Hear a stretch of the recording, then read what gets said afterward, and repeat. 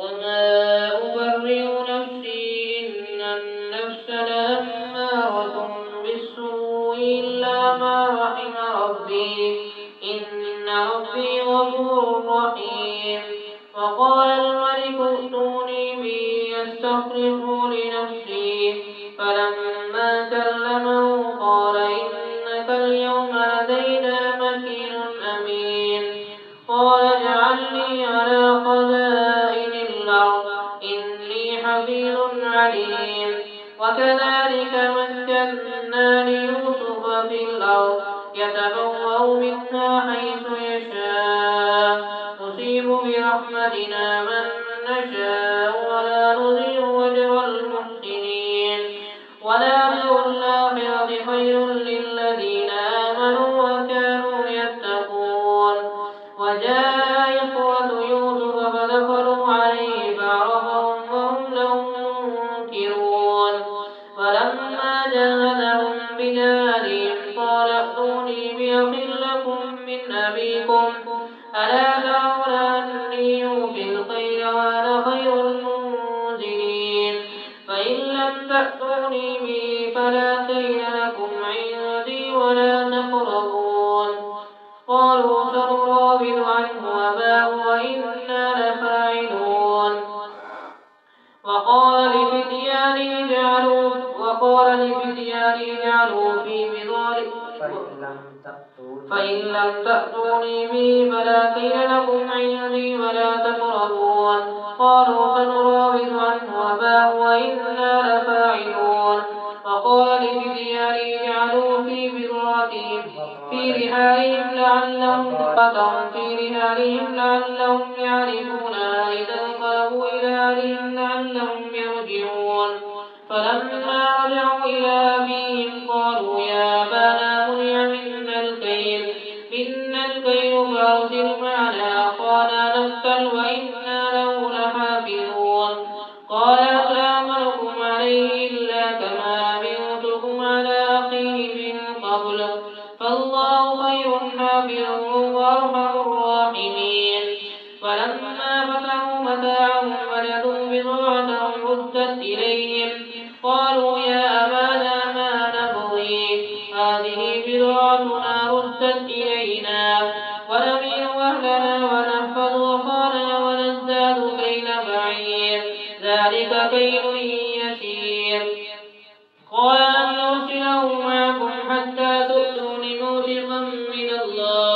من الله لتأتونني به إلا أن يحاط بكم. فلما أتوا موثقهم قال الله على ما نقول وكيل. فقال يا بني لا تدخلوا من باب واحد وادخلوا من أبواب متفرقة وما أغني عنكم من الله من شيء إن الحكم إلا لله عليه توكلت وعليه فليتوكل المتوكلون. فلما دخلوا من حيث أمرهم أبوهم ما كان يغني عنهم من الله من شيء إلا حاجة في نفس يعقوب قضاها فإنه لذو علم لما علمناه ولكن أكثر الناس لا يعلمون. فلما دخلوا على يوسف آوى إليه أخاه قال إني أنا أخوك فلا تبتئس بما كانوا يعملون. فلما جاهدهم بجهادهم جعل السقاية في رحل أخيه ثم أذن مؤذن أيتها العير إنكم لسارقون. قالوا أكبروا عليهم ماذا تفقدون. قالوا نفقد صواع الملك ولمن جاء به حمل بعير وأنا به زعيم. قالوا تالله لقد علمتم ما جئنا لنفسد في الأرض وما كنا سارقين. قالوا فما جزاؤه إن كنتم كاذبين. قالوا جزاؤه من ولد في رحله فهو جزاؤه كذلك نجزي الظالمين.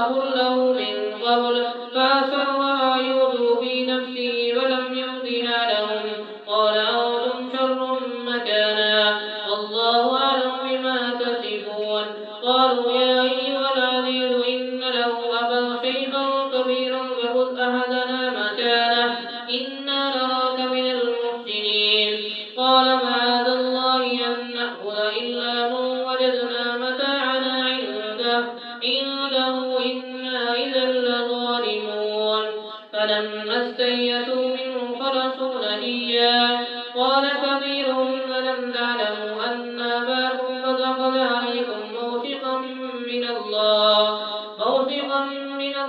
ومن قبل ما فرطتم في يوسف فلن نبرح الأرض حتى يأذن لي أبي أو يحكم الله لي فهو خير الحاكمين ارجعوا إلى أبيكم فقولوا يا أبانا إن ابنك سرق وما شهدنا إلا بما علمنا وما كنا للغيب حافظين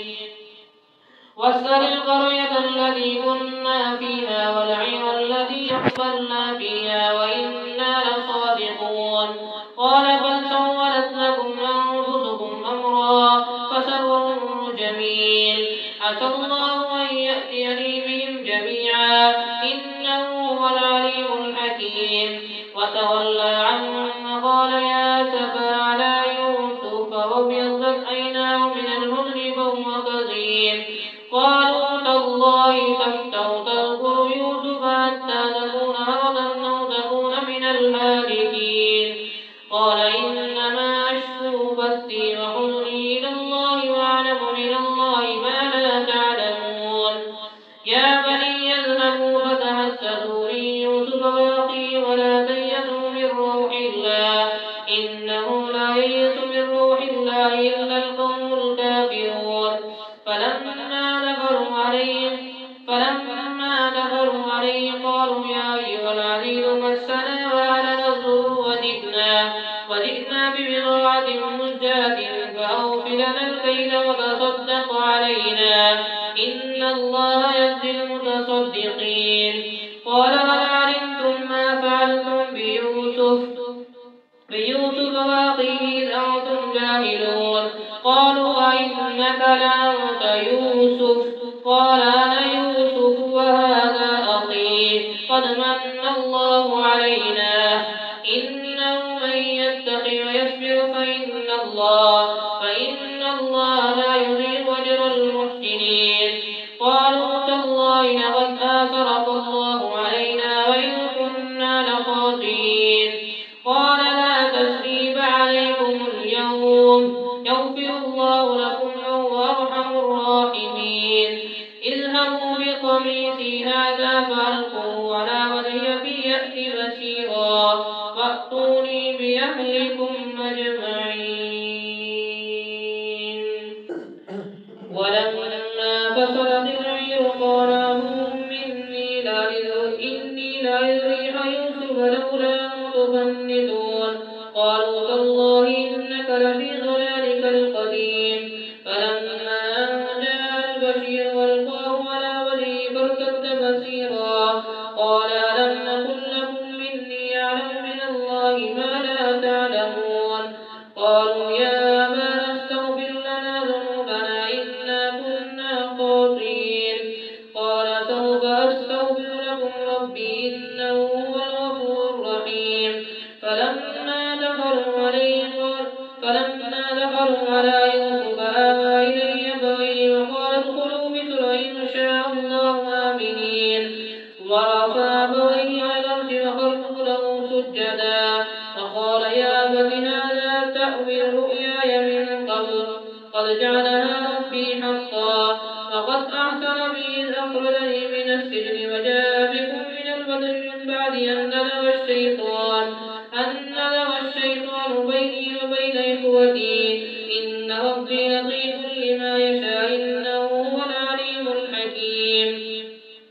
رب قد آتيتني من الملك وعلمتني من تأويل الأحاديث فاطر السماوات والأرض أنت ولي في الدنيا والآخرة توفني مسلما وألحقني بالصالحين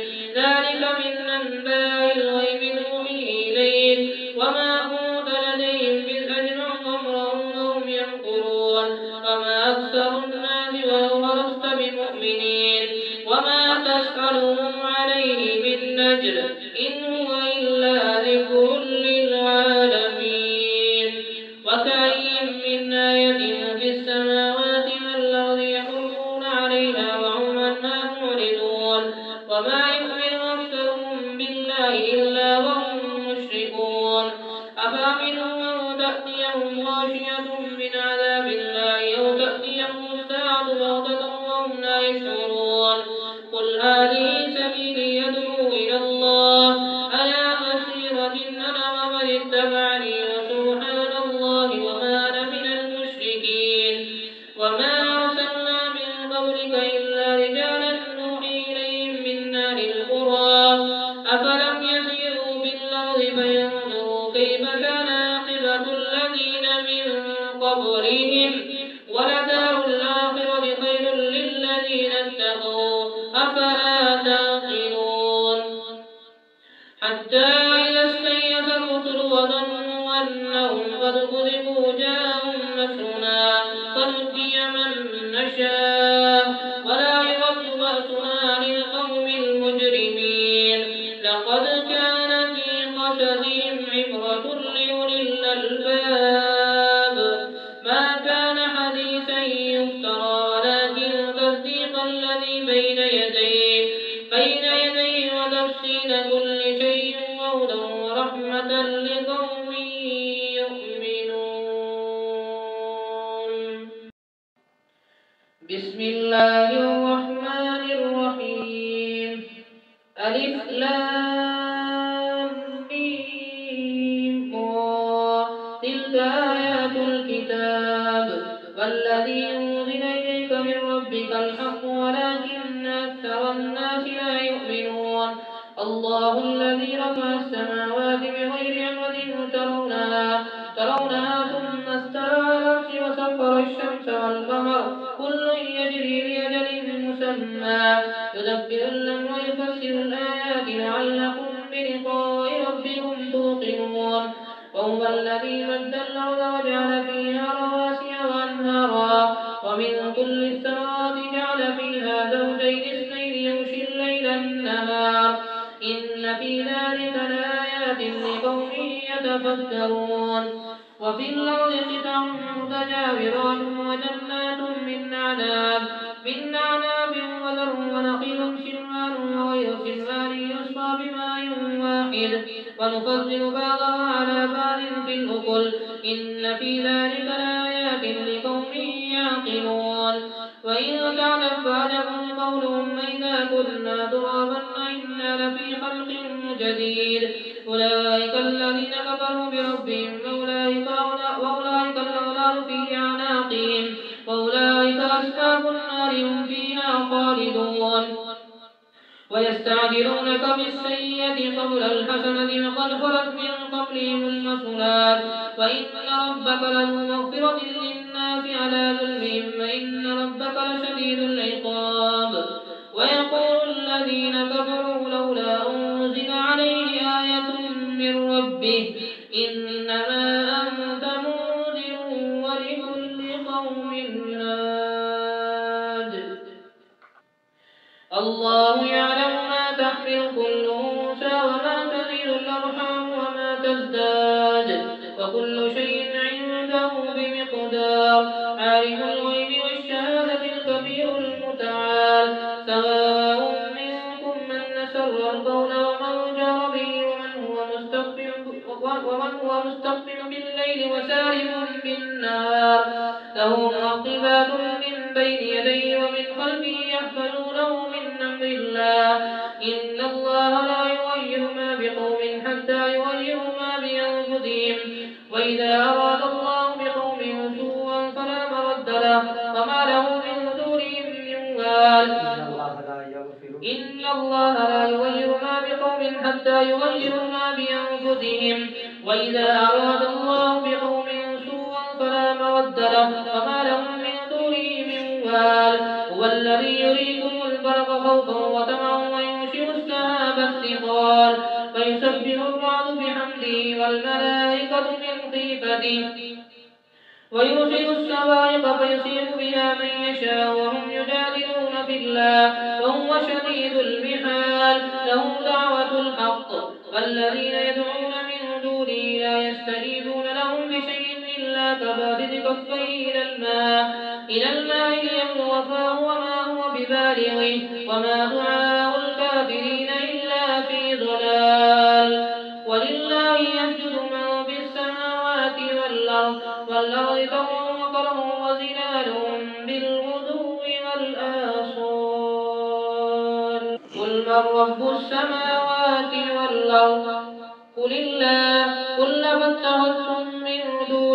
من دونه أولياء لا يملكون لأنفسهم نفعا ولا ضرا. قل هل يستوي الأعمى والبصير أم هل تستوي الظلمات والنور أم جعلوا لله شركاء خلقوا كخلقه فتشابه الخلق عليهم. قل الله خالق كل شيء وهو الواحد القهار. أنزل من السماء ماء فسالت أودية بقدرها فاحتمل السيل زبدا رابيا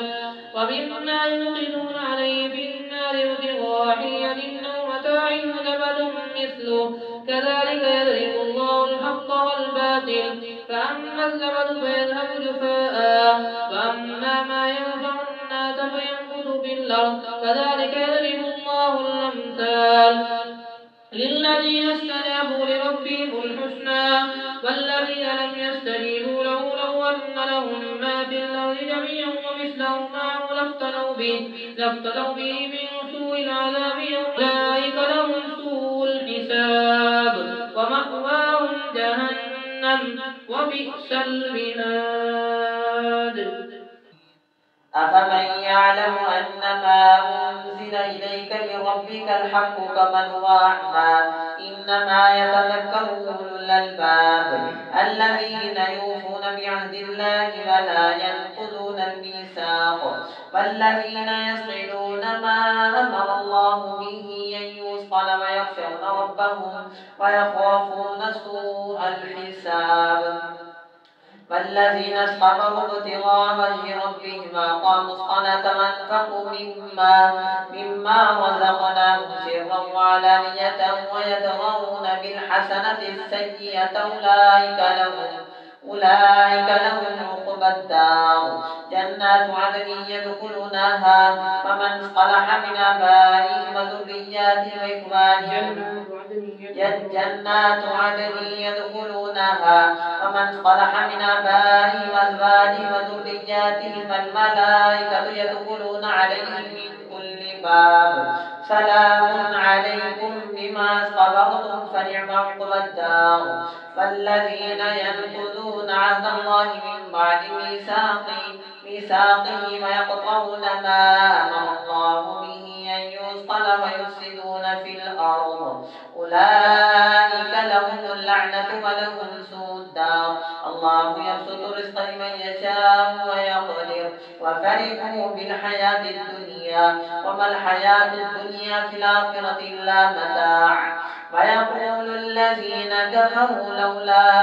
أنزل عليه آية من ربه قل إن الله يضل من يشاء ويهدي إليه من أناب. الذين آمنوا وتطمئن قلوبهم بذكر الله ألا بذكر الله تطمئن القلوب. الذين آمنوا وعملوا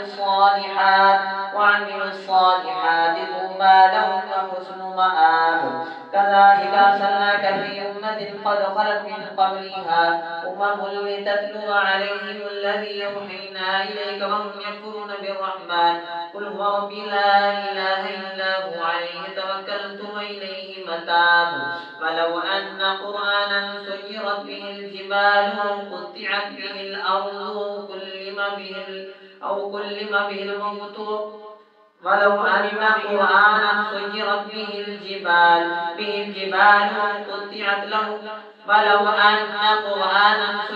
به الجبال وقطعت به الأرض أو كلم به الموتى بل لله الأمر جميعا. أفلم ييأس الذين آمنوا أن لو يشاء الله لهدى الناس جميعا.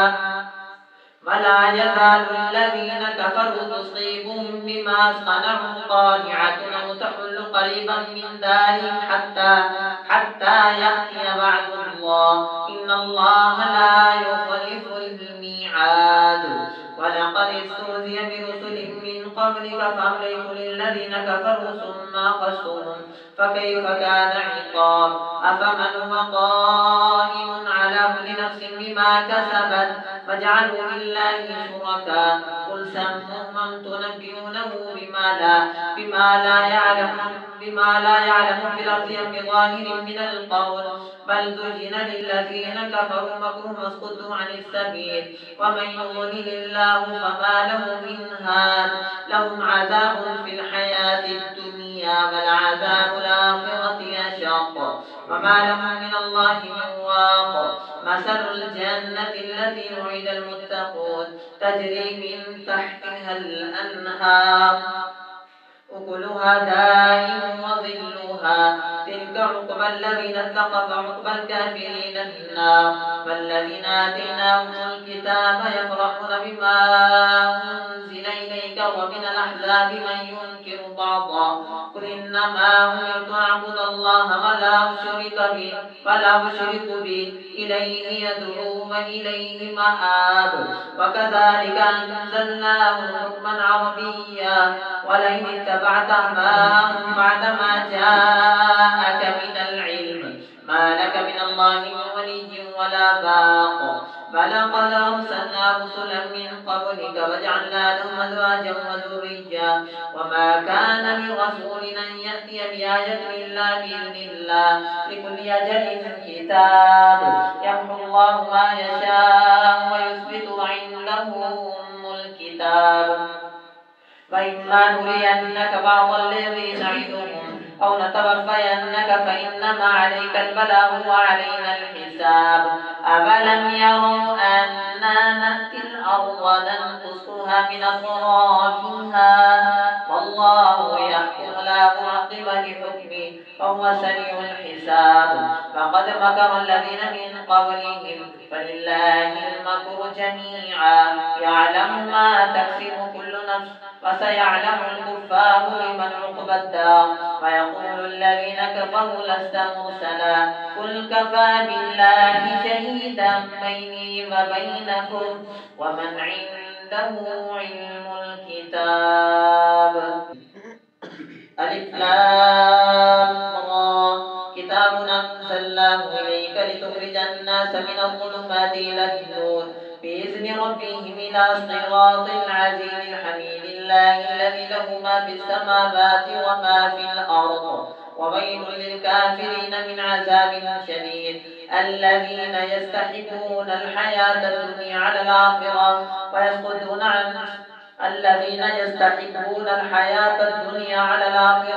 ويضل الله الظالمين ويصدون عن سبيل الله ويبغونها عوجا أولئك في ضلال بعيد وما أرسلنا من رسول إلا بلسان قومه ليبين لهم فيضل الله من يشاء ويهدي من يشاء وهو العزيز الحكيم وما أرسلنا من رسول إلا ولقد أرسلنا موسى بآياتنا نخرج قومك من الظلمات إلى النور فذكرهم بأيام الله إن في ذلك لآيات لكل صبار شكور فإذ قال موسى لقومه اذكروا نعمة الله عليكم إذ أنجاكم من آل فرعون يسومونكم سوء العذاب ويذبحون أبناءكم ويستحيون نساءكم ففي ذلكم بلاء من ربكم عظيم فإذ استأذن ربكم لئن شكرتم لأزيدنكم ولئن كفرتم إن عذابي لشديد فقال موسى إن تكفروا أنتم ومن في الأرض جميعا فإن الله لغني حميد ألم يأتكم نبأ الذين من قبلكم قوم نوح وعاد وثمود والذين من بعدهم لا يعلمهم إلا الله جاءتهم رسلهم بالبينات فردوا أيديهم في أفواههم وقالوا إنا كفرنا بما أرسلتم به وإنا لفي شك مما تدعوننا إليه مريب قالت رسلهم في الله شك فاتر السماوات والأرض يدعوكم ليغفر لكم من ذنوبكم ويؤخركم إلى أجل مسمى قالوا إن أنتم إلا بشر مثلنا تريدون أن تصدونا عما كان يعبد آباؤنا فأتونا بسلطان مبين قالت لهم رسلهم إن نحن إلا بشر مثلكم ولكن الله يمن على من يشاء من عباده وما كان لنا أن نأتيكم بسلطان إلا بإذن الله وعلى الله فليتوكل المؤمنون وما لنا ألا نتوكل على الله وقد هدانا سبلنا فلنصبرن على ما آذيتمونا وعلى الله فليتوكل المتوكلون. الله أكبر. الذين كفروا برسلهم لنخرجنكم من أرضنا ولتعودن في ملتنا فأوحى إليهم ربهم لنهلكن الظالمين فلنسكننكم الأرض من بعدهم ذلك لمن خاف مقامي وخاف وعيد فاستفتحوا وخاب كل جبار عنيد من ورائه جهنم ويسقى من ماء قدير يتجرعه ولا يكاد يسيغه ويأتيه الموت من كل مكان وما هو بميت ومن ورائه عذاب غليظ مثل الذين كفروا بربهم أعمالهم كرماد اشتدت به الريح في يوم عاصف لا يقدرون على شيء مما كسبوا مثل الذين كفروا بربهم أعمالهم كرماد اشتدت به الريح في يوم عاصف لا يقدرون مما كسبوا على شيء ذلك هو الضلال البعيد ألم تر أن الله خلق السماوات والأرض بالحق إن يشاء يذهبكم ويأتي بخلق جديد وما ذلك على الله بعزيز فبرزوا لله جميعا فقال الضعفاء للذين استكبروا إنا كنا لكم تبعا فلنتم مغنون عنا من عذاب الله من شيء قالوا لو هدانا الله لهديناكم سواء علينا أجزعنا أم صبرنا ما لنا من محيص وقال الشيطان لما قضي الأمر إن الله وعدكم وعد الحق ووعدتكم فأخلفتكم وما كان لي عليكم من سلطان إلا أن دعوتكم فاستجبتم لي فلا تلوموني ولوموا أنفسكم ما أنا بمصطرخكم وما أنتم بمصطرخي إني كفرت بما أشركتمون من قبل إن الظالمين لهم عذاب أليم وأدخل الذين آمنوا وعملوا الصالحات جنات تجري من تحتها الأنهار خالدين فيها بإذن ربهم تحيتهم فيها سلام ألم تر كيف ضرب الله مثلا كلمة طيبة كشجرة طيبة أصلها ثابت وفرعها في السماء تؤتي أكلها كل حين بإذن ربها ويضرب الله الأمثال للناس لعلهم يتذكرون فمثل كلمة خبيثة كشجرة خبيثة اجتثت من فوق الأرض ما لها من قرار يثبت الله الذين آمنوا بالقول الثابت في الحياة الدنيا وفي الآخرة ويذل الله الظالمين ويفعل الله ما يشاء ألم تر إلى الذين بدلوا نعمة الله كفرا وأحلوا قومهم دار البوار جهنم يصلونها وبئس القرار وجعلوا لله أندادا ليضلوا عن سبيله قل تمتعوا فإن مصيركم إلى النار قل لعبادي الذين آمنوا يقيموا الصلاة وينفقوا مما رزقناهم سرا وعلانية من قبل أن يأتي يوم لا بيع فيه ولا خلال الله الذي خلق السماوات والأرض وأنزل من السماء ماء فأخرج به من الثمرات رزقا لكم فسخر لكم الفلك لتجري في البحر بأمره وسخر لكم الأنهار وسخر لكم الشمس والقمر دائبين وسخر لكم الليل والنهار وآتاكم من كل ما سألتموه وإن تعدوا نعمة الله لا تحصوها إن الإنسان لظلوم كفار.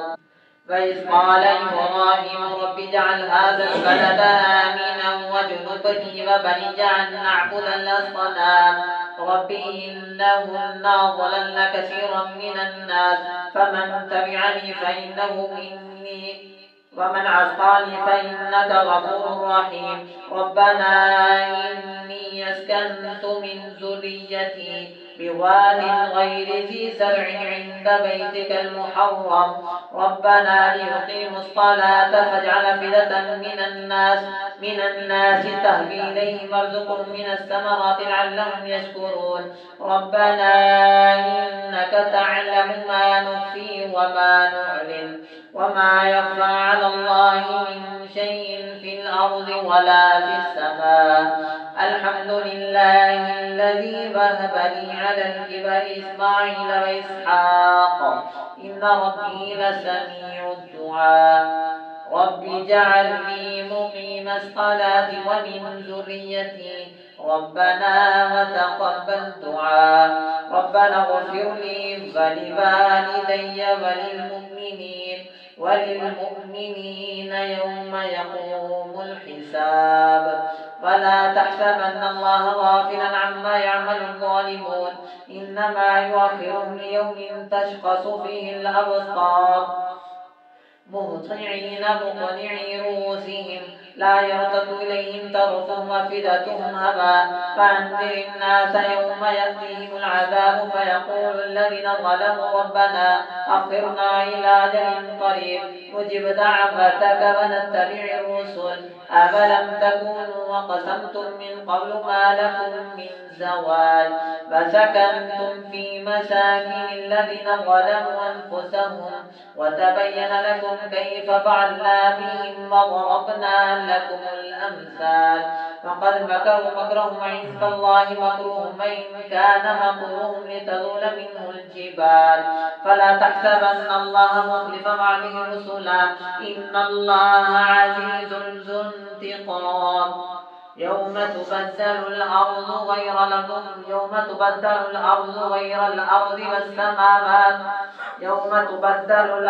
غير الأرض والسماوات وبرزوا لله الواحد القهار. وترى المجرمين يومئذ مقرنين في الأصفاد سرابيلهم من قطران وتغشى وجوههم النار ليجزي الله كل نفس بما كسبت سرابيلهم من قطران وتغشى وجوههم النار ليجزي الله كل نفس بما كسبت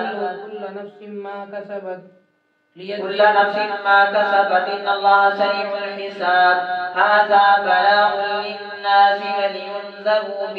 ولينذروا به وليتذكر أولو الألباب. وليعلموا أنما هو إله واحد وليذكر أولو الألباب.